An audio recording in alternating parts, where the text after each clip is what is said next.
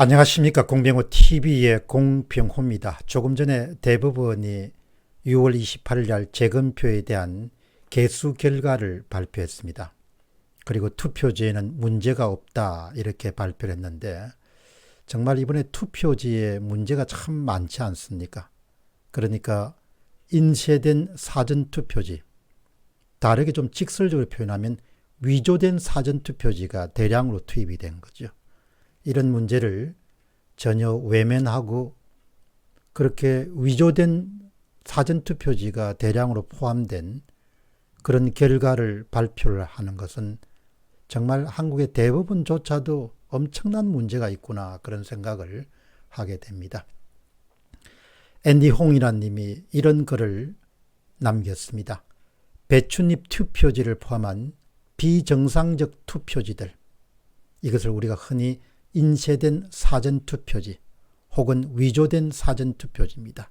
이 비정상적 투표지에 대해서 단 하나의 메이저 언론사도 보도하지 않는 것이 개탄스럽습니다. 메이저 언론사가 한두 개도 아니고 어떻게 저렇게 어마어마한 특종을 보도조차 하지 않을까? 나라가 썩어도 너무 썩었습니다. 사실 오늘 이 방송을 긴급하게 하기로 결정한 것은 정말 나라가 너무 썩었다는 겁니다. 썩어도 너무 썩었는데 그 부패의 모든 그런 악취가 다음에 온 국민에게 미치지 않을 수 없다는 겁니다.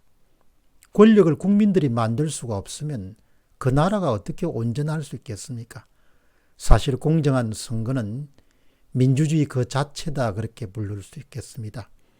이것은 특정인만의 문제가 아니고 또 특정인이 당선되고 낙선되고 하는 그런 차원의 문제가 아니고 우리 세대와 다음 세대 그리고 그 다음 세대의 삶에서 가장 중요한 것이 선거의 공정성입니다.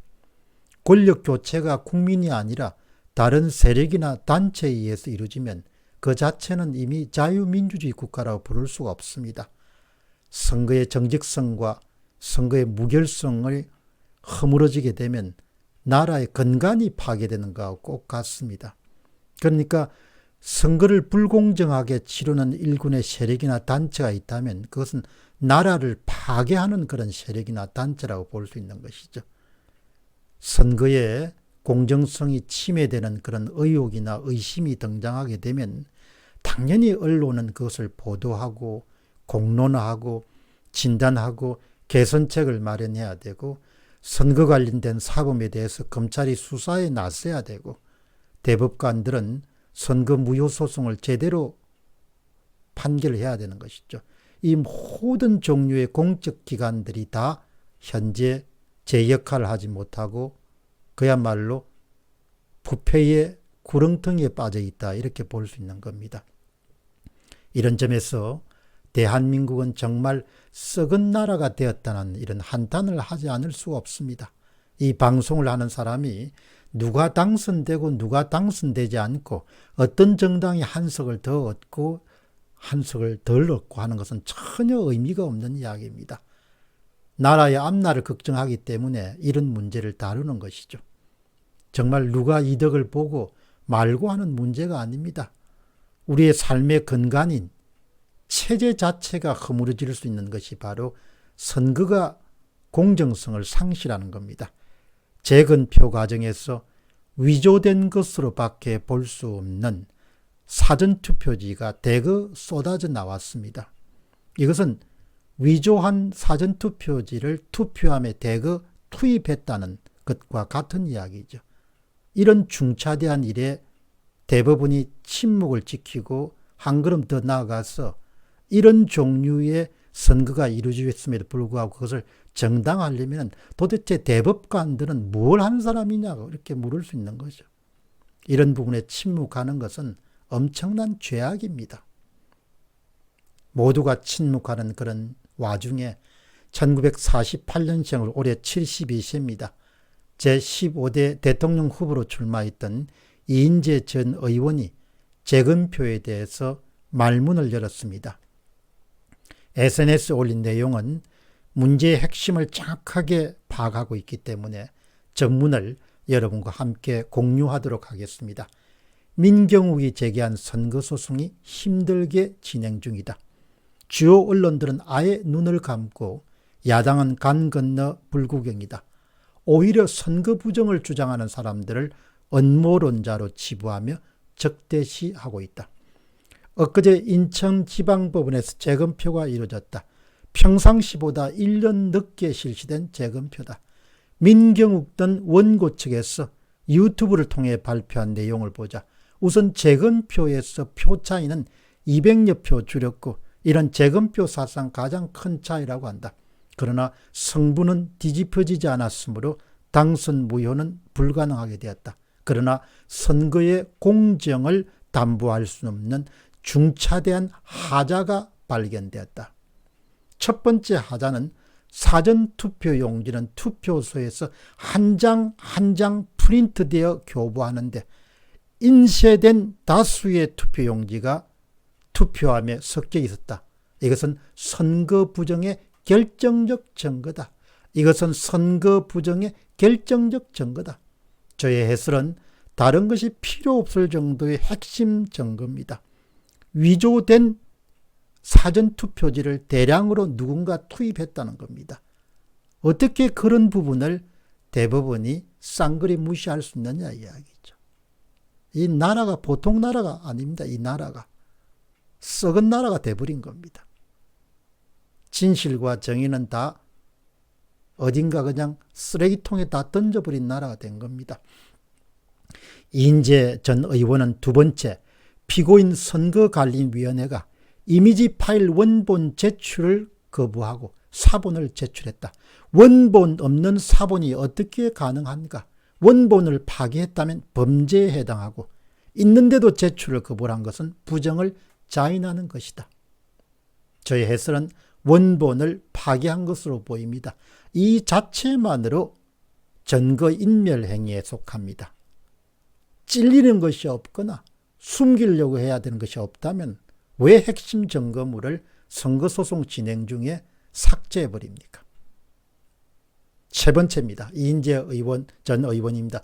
투표용지가 서로 붙어있는 등 부정을 의심할 수밖에 없는 다량의 인쇄된 투표용지가 있었다.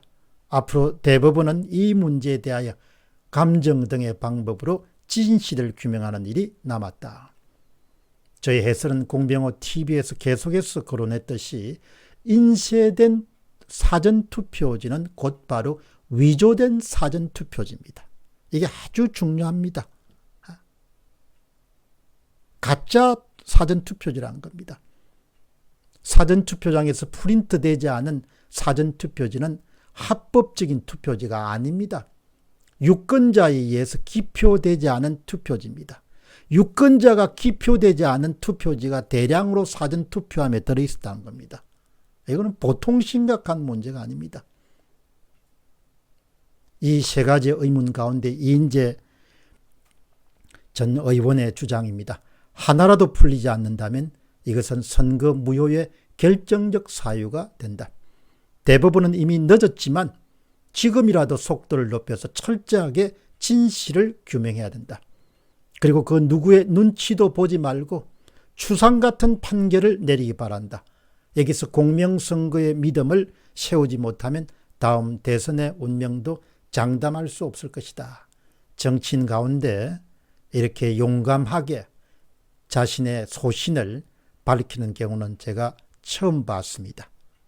이인재 전 의원에게 깊이 감사드립니다. 저희 해설은 이렇습니다. 대선의 운명은 물론이고 내년 3월에 나라의 운명도 우리가 담보할 수가 없습니다. 국민이 권력을 결정하지 않고 선관위가 권력을 결정하는 사회가 어떻게 온전할 수 있겠습니까? 민주주의라는 것은 주권재민입니다. 국민들이 권력을 결정할 수 있는 권한을 갖고 있는 것이죠.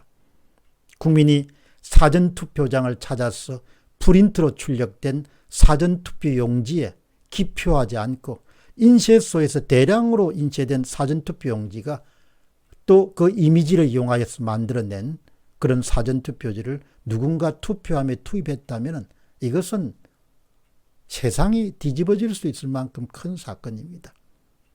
이 사건에 대해서 메이저 언론들이 다 침묵하고 있는 겁니다. 야당이 침묵하고 있는 겁니다. 검찰이 침묵하고 있는 겁니다. 이게 여러분 정상이라고 보십니까? 정상이 아닙니다. 이런 나라는 오래 갈 수가 없습니다. 선거를 어떻게 이렇게 치룰 수 있습니까? 아이들의 앞날을 생각하면 이렇게 우리가 해서는 안 되는 것이죠. 3.15 부정선거가 일어났던 1960년보다 물질적으로 삶은 훨씬 나아질지 모르겠지만 나라는 훨씬 더 후퇴했다는 생각을 하게 됩니다.